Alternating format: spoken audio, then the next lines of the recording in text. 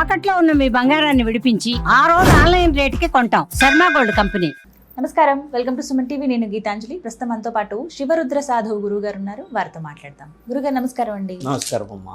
ప్రకృతి వైపరీత్యాలు చాలా దారుణంగా తీవ్రంగా ఉంటాయి కొన్నిసార్లు చూసినప్పుడు.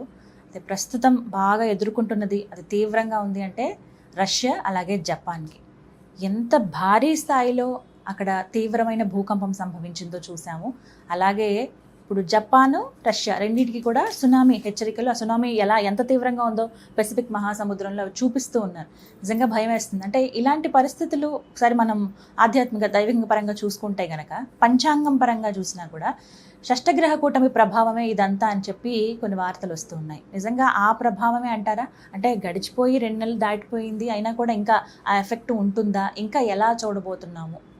గ్రహణ కూటములు అనేటిదమ్మా 9 సార్లు వస్తాయి. అంటే ఒక ప్రణాళిక ప్రకారంగా పోతే 1, 2, 3, 4. ఇప్పుడు మీరు అన్నది షష్ట, అంతకుముందుకు పంచ, తర్వాత ఇప్పుడు సప్త, తర్వాత అష్ట, మరి తర్వాత నవ. ఇలా గ్రహణ కూటములు వస్తున్నప్పుడల్లా జరిగే విషయాలు ఏంటంటే, మొదట గ్రహణ కూటమి అనేది ఏదో తెలుసుకోవాలి. చాలామందికి చెప్పడం చాలా ముఖ్యము.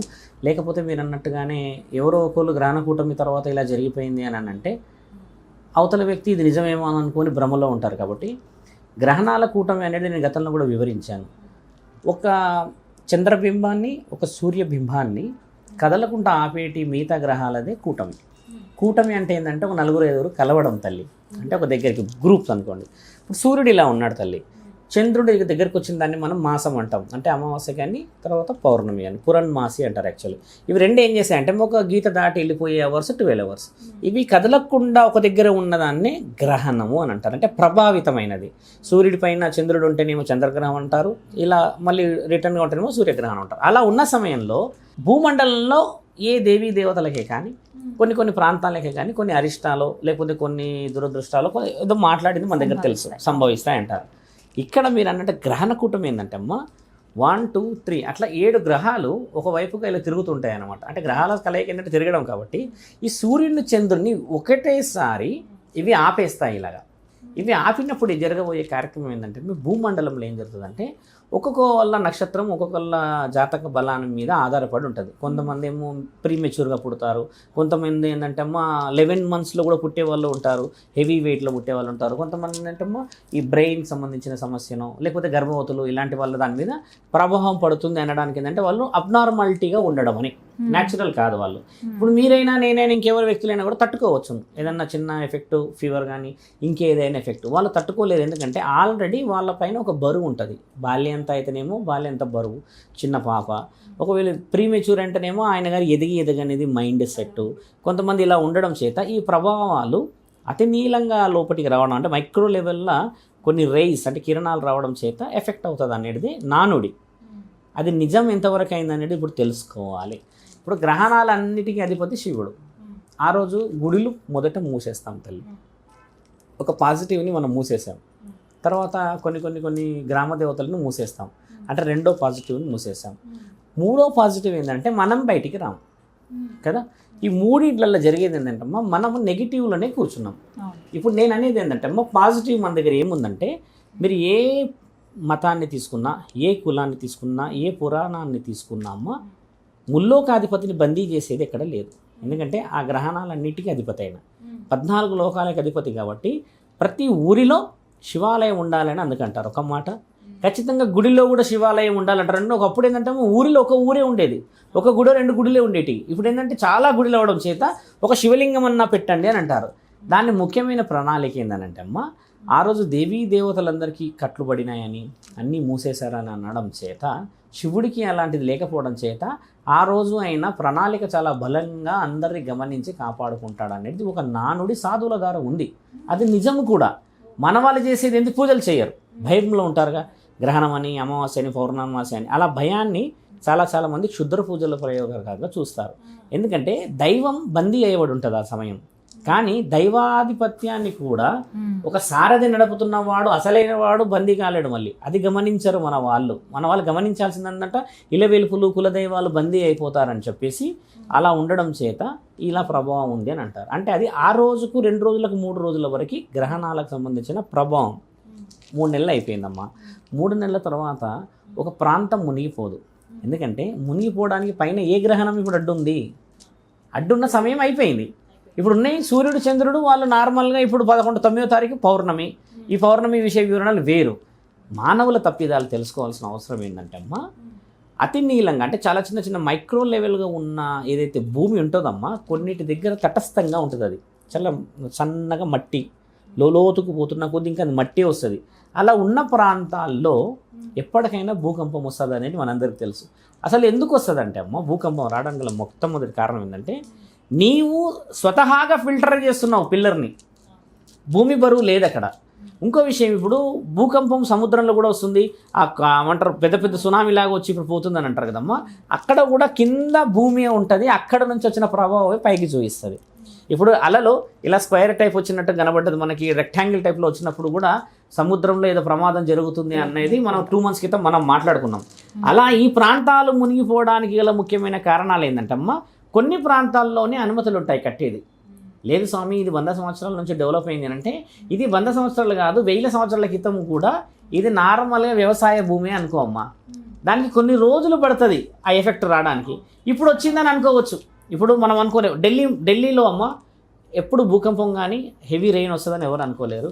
1.5 month క్రితం ఢిల్లీ మునిగింది. నేను 2-3 months క్రితం కూడా న్యూస్లో ఒక దాంట్లో మన దాంట్లో చెప్పా.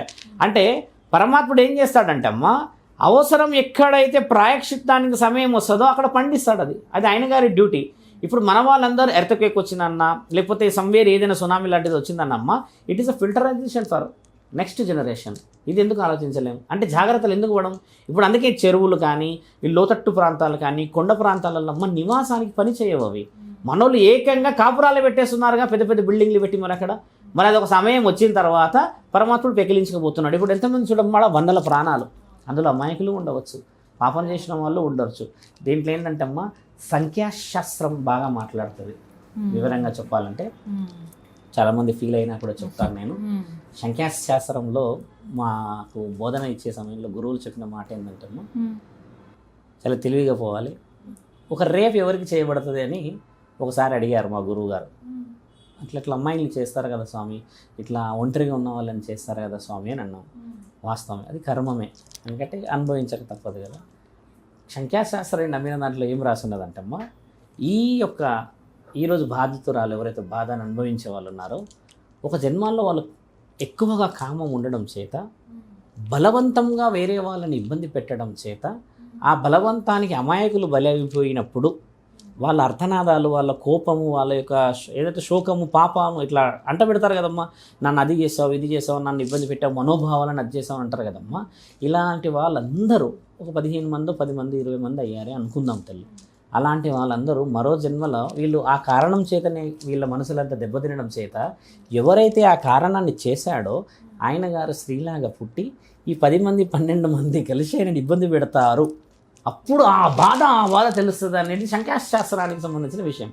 ఇది ఏం రాసినది సంఖ్యాశాస్త్రంలో? ఇప్పుడు ఏం బాధ అవుతుందంటే, ఒక స్త్రీ కదా, కానీ ఒకప్పుడు ఒక స్త్రీలని ఈయన ఎంత ఇబ్బంది పెట్టాడనేది తెలుసుకోవడమే మన దగ్గర ఉన్న శాస్త్రీయత. దీన్ని అంటారు అంటే, క్రియకి మన దగ్గర ఉన్న ప్రక్రియ అంటే వెర్బ్ ప్రోవర్బ్ అనేది ఏంటంటమ్మా, ఎక్కడో గత జన్మది అనుభవిస్తున్నావేమో అని అనడానికి గల కారణాలు ఇప్పుడు రష్యా కానీ, చైనా కానీ, మీరు అన్నట్టు ఏ దేశాలు అయితే, జపాన్ కానీ మునుగుతున్నాయమ్మమ్మ, ఇవంతా పాపం మూట కట్టుకోవడానికి వచ్చిన వివరణ. ఇప్పుడు సునామీ, మన దగ్గర కరోనా వచ్చింది, మన ఇండియాలో ఇంతవరకు ఏ జబ్బు పుట్టలేదు, మనకైతే తెలిసిందే. ఎక్కడి నుంచి వచ్చింది అంటే చైనా నుంచి అని అంటారు. ఇప్పుడు మనం పోయి చైనా మీద యుద్ధం చేయగలమా? ఒక మాట మనం అది మాస్క్ పెట్టుకున్నాం, కొన్ని ప్రికాషన్స్ తీసుకున్నాం, కానీ మనం చేయగలిగింది ఏంటంటే అమ్మ, ఇక పైన రానున్న రోజుల్లో రాకుండా జాగ్రత్త పడ్డాం. కానీ పరమాత్ముడు అలా చేయడు. ఆయన మర్యాద ఖచ్చితంగా అప్పచెప్పేస్తాడు, ఎవరికైనా అప్పచెప్తాడు. అదే కదా మన దగ్గర ధర్మం. మరి ఎందుకంటే ఏ పాపం చేస్తేనో ఎవరెవరికి వచ్చిందని అంటారు కదా. ఇంకో డెప్త్గా పోతే, మీరు అన్న దాని ప్రకారంగా మాట్లాడితే, కొందరి అనుభవించాల్సిన పరిస్థితి ఏంది స్వామి అన్నప్పుడు వివరణ మీరు కొంచెం డెప్త్గా తీసుకొని వెళ్ళాల్సిన సమయం. ఒక వ్యక్తి ఉన్నాడు, ఒక ప్రమాదానికి గురయ్యాడు. పక్కన ఇంకో వ్యక్తి ఉన్నాడు. ఆ వ్యక్తికి అసలు సంబంధమే లేదు, కానీ ఆ ప్రమాదంలో గురయ్యిండే అనుకుందాం. ఈ మధ్య సందర్భం చూస్తాం. దాని సందర్భం ఎలా చెప్తారంటమ్మా సాధువులు, తర్వాత కొంచెం చాలా ఆలోచనతో ఉన్న దైవాధీనాలు ఉన్న వాళ్ళు ఏం చెప్తారంటే, ఈ వ్యక్తి ఎవరికైతే ఇబ్బంది అయిందో ఏదో జన్మలో తప్పు చేశాడు కాబట్టి ఈడు అనుభవించాడు. అయితే అనుభవించినప్పుడు మరి ఈయన గారు ఏం చేశారు? ఈ తప్పు చూసేవాడు ఈయన. మరి ఈయన హెచ్చరించాలా వద్దా? నాయనా మరి నువ్వు అలా ఎందుకు చేస్తున్నావు అని 10 మందిని పిలిచి ఆపాలనా వద్దా? ఈ చూసేవాడు కూడా తప్పులో ఉండడం చేత వీడితో పాటు వీడు వెళ్ళాడు. ఇంత వివరంగా మన దగ్గర ఉన్నాయి శాస్త్రాలు. కాబట్టి మీరు అన్నట్టుగా ఈరోజు ఒక ప్రాంతం మునిగింది అంటమ్మా, ఏదో జన్మలోకి సంబంధించిన ప్రణాళికను తీసుకొని మాట్లాడాల్సిన ఒక పని అయితే, ఈ 30 సంవత్సరాల్లో చూడండి మనం రాళ్ళకే పెద్ద పెద్ద బిల్డింగ్లు కట్టేస్తున్నాం, చెరువులు తవ్వేస్తున్నాం, ఎక్కడ పడితే చెరువులు అక్కడ కట్టేసేస్తున్నాం. కొన్ని వందల చెరువులు అంటున్నారు కదా ప్రభుత్వం మునిగిపోయిందని అంటున్నారు. వాళ్ళు మునిగిపోయిన తర్వాత వచ్చినాక ప్రభుత్వం ఇచ్చే ఫస్ట్ న్యూస్ ఏం తెలుసమ్మా, 22 సంవత్సరాల క్రితం ఇది చెరువు అంటారు. అంటే 22 ఇయర్స్ క్రితం ఎవరో స్వార్థంగా ఆలోచించినప్పుడు ఈరోజు అమాయకులు బలి అవుతారు. ఎంత పెద్ద పెద్ద అపార్ట్మెంట్లు మునిగిపోతున్నాయి తల్లి. కాబట్టి మీరు అన్నట్టుగా షష్టగ్రహ కూటమి కంటే ముఖ్యమైన విషయాలు మాట్లాడాల్సింది అసలైన కూటమి మనస్సాక్షి. ఈ మనసులో కొంచెం స్వార్థంగా పోయి విలాసవంతంగా ఇంకేదో ఆలోచించినప్పుడు లాస్ట్ ఇయర్ అమ్మ మనం ఇదే సమయంలో వాయనాడ్ వచ్చింది. ఇదే సమయంలో లాస్ట్ ఇయర్ మాట్లాడాం. వాయనాడ్ ఫస్ట్ హెచ్చరిక ఫ్రమ్ ది గవర్నమెంట్. అంటే ఒక సాధువులు మీరు నేను సామాన్యంగా ఆలోచించాం. Government has declared every year we are giving notice to the peoples. ఏమనిస్తున్నానంటే కొండ ప్రాంతం మరి అంత నోటీసులు ఇచ్చిన పోలేరు. పరమాత్ముడు విని ఒకసారి లేకపోయాడు. అంటే పరమాత్ముడికైతే సమాధానం చెప్పక తప్పదు. మీరు అన్నట్టుగా సాధువులు కాబట్టి అలా మాట్లాడడం చాలామందికి బాధ అయిన అమ్మ, మనిషిలాగా ఒక మాట మాట్లాడవచ్చు. ఏంటంటే వాళ్ళందరికీ త్వరలో పరమాత్ముడు మరో జీవితాన్ని ప్రసాదించి ఆ ప్రాంతం మళ్ళీ మంచి జీవితానికి రావాలని కోరుకోవడం అదొక ధర్మం. ఇవన్నీ తెలియకపోతే ఏమైందంటే మరి రానున్న వాళ్ళకి అసలు ఏం జరుగుతుందన్న విషయం అయిపోతుంది. అర్థం కాకపోయేసరికి ఏమవుతుందంటే మా కర్మ అంటారు. ఎస్, ఇది నీ కర్మనే. కానీ ఒకప్పుడు తెలిసి నువ్వు వేరే వాళ్ళ కర్మని ఇబ్బంది పెట్టిన వాడివి కాబట్టి అది నీ కర్మ దాకా వచ్చింది. ఇందులో చాలా డెప్త్గా పోవచ్చు తల్లి. అంటే మీరు అడిగే ప్రశ్నలు కూడా ఎలా ఉంటాయంటే, నేను డెప్త్గా పోయినప్పుడు ఏమిటంటే సగం మందికి అర్థం కాకుండా కూడా ఉంటారు. ఇక్కడ రాసున్నాయి, మనుధర్మశాస్త్రంలో కూడా రాసున్నాయి మనోభావాల గురించి అని. సంఖ్యాశాస్త్రం ఒక 9 మీద మొత్తం ప్రపంచం ఉందంటే నమ్ముతావు తల్లి నువ్వు? 9 మీద నవగ్రహాలు, తర్వాత నవధాన్యాలు, నవరసాలు, ఇప్పుడు వాళ్ళ తర్వాత ఇంకే ఉన్నాయి నవగ్రహాల తర్వాత నవదేవతలు, నవగిరులు, ఇట్లా ఎందుకు 9 నుంచి 9 ఉన్నాయి తల్లి. నేను ఒకరోజు 9 గురించే మాట్లాడతా, గంట ఉంటుంది అది. ఒక్కొక్క దేవత ఎందుకు వచ్చింది, ఇప్పుడు ధాన్యాలు ఎందుకు వచ్చాయి, నాట్యాలు ఎందుకు వచ్చాయి, నవరసాలు ఎందుకు వచ్చాయి, అసలు దానికి సంబంధం ఏంది? నవగ్రహాలకి మనం మాట్లాడుకున్న వీటికి సంబంధం 9 అమ్మ. 9 వివరణలు ఉన్నాయి. నన్ను ఒక వ్యక్తి అడిగాడు ప్రశ్న, గురుగారు మీరు అంత డెప్త్గా చెప్పినప్పుడు ఇవి ఎందుకు చెప్పరు అని. అంటే అది ఎంత డెప్త్ ప్రశ్న తెలుసా అమ్మ. 9 మీద ప్రపంచం ఆధారపడుతుంది. మీరు ఆలోచించండి, మామూలు పెట్టింది గ్రహాల మీద 9 గ్రహాల మీద డిపెండ్ అయి ఉంది కదా. అంటే చూడాలి డెప్త్. ఇలా మనకి అన్నమ్మ తెలియకుండానే ఇవి రచించబడి రుజువు చేయబడ్డ కాగితాలు. కాబట్టి ఇప్పుడు జరుగుతుందంతా పరమాత్ముడికి తెలుసు కాబట్టి ఆయన కళ్ళు తెరవడు. తెలియకపోతే ఆయన కూడా ఆశ్చర్యంగా కళ్ళు తెరవచ్చు. కాబట్టి ఇదే మానవ తప్పిదాలు ముమ్మాటికి ఉన్నాయి. ఇప్పుడైతే అమ్మ మానవ తప్పిదాలే ఉన్నాయి, ముమ్మాటికి తప్పిదాలే ఉన్నాయి. ఇప్పుడు ఒక 80% అమ్మ మనము మానవ తప్పిదాలు లెక్క పెడితే 20% మాత్రం బాధపడాలి. ఎందుకంటే అందులో అమాయకులు పోతారు, చిన్నపిల్లలు పోతారు, అభం శుభం తెలియని వాళ్ళు పోతారు, ఆ దారిని నిలబడి చిన్న వ్యాపారస్తులు పోతాడు. కాబట్టి సానుభూతి మనస్సాక్షిలో ఉంటుంది కదా. దీన్ని ఏం చేయాలంటమ్మా, భవిష్యత్తుని మనం బలంగా చేయకపోతే భూకంపాలు అనేది ఒకటేసారి ప్రపంచమే మునిగిపోతుంది. మీరు యాంకర్ కాబట్టి ఒక ప్రశ్న ఏమి అడుగుతుంది ఏంటంటమ్మా, ఖచ్చితంగా ఒక ప్రశ్న జవాబు ఎలా చెప్పాలంటే, సృష్టి మునిగిపోవడానికి ఎన్ని గంటలు కావాలి? మీరు ఆలోచన, మీ ఒక ఓపెన్ ఒక మాట చెప్పండి.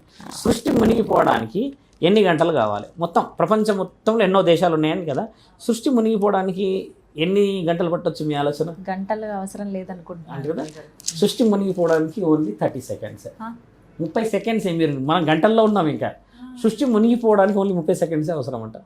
ఇప్పుడు మొత్తం నీళ్ళే, ప్రపంచం మొత్తం దాదాపుగా 75%. వీఆర్ ఇన్ 25ని 75 ముంచడం ఎంతసేపు? మళ్ళీ నీళ్లు ఒకసారిగా ఏమంటే ఒక అలలాగా ఎగసి పడితే అమ్మ చిన్న ప్రాణాలు మనం ఎగిరిపోతాం.